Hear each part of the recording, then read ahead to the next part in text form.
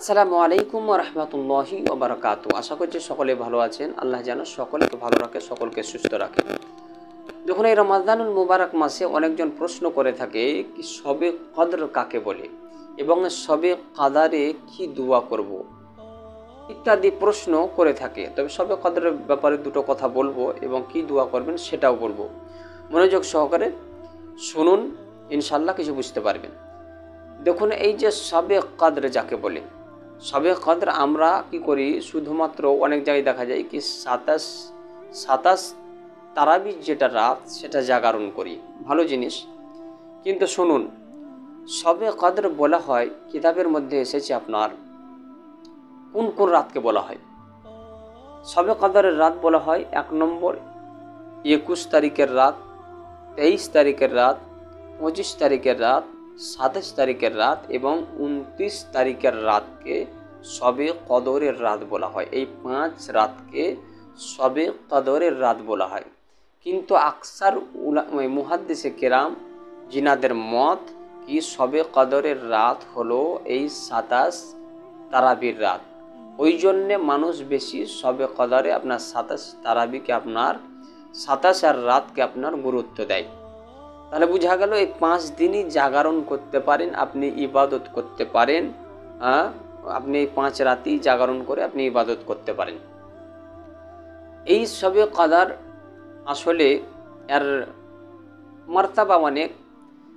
সাহাবাই কেরাম, এটা কোরআনুল কারীমের মধ্যে এসেছে আপনার সাহাবাই কেরাম আপনার রসুল পাক সাল্লাল্লাহু তাআলা আলাইহি ওয়াসাল্লামকে জিজ্ঞাসা করছেন কি ইয়া রাসূলুল্লাহ, ইয়া হাবিবাল্লাহ, আগেকার মানুষের তো অনেক আপনার লম্বা আপনার উমর হতো, মানে বয়স হতো, তো ওনাদের তো ইবাদত অনেক, ওনাদের বান্দেগি অনেক, ওনারা আমাদের থেকে ইবাদতে অনেক বেশি আগে থাকবে।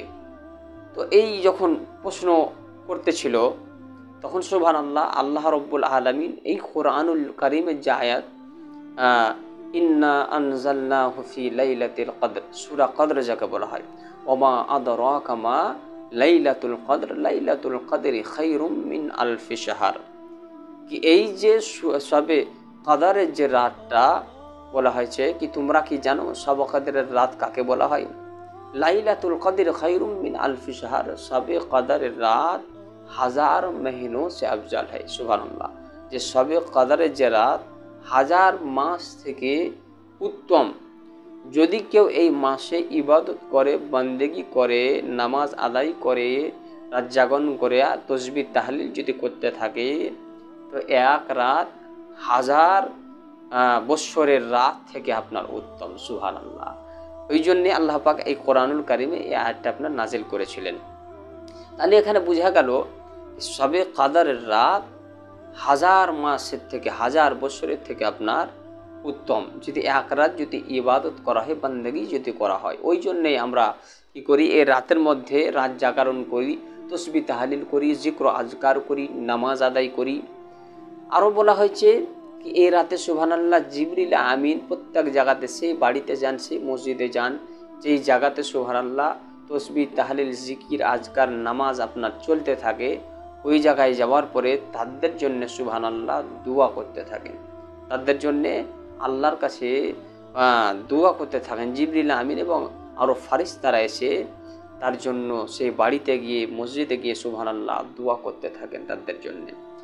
তো বেরাদার মুআজ্জাজ শামিন, এই শবে কদরে কেউ ছাড়বেন না, কেউ ছেড়ে দিবেন না। অবশ্যই তসবিহ তাহলিল করুন, নামাজ আদায় করুন, জিকির আজকার করুন, অনেক আপনি লাভবান হবেন।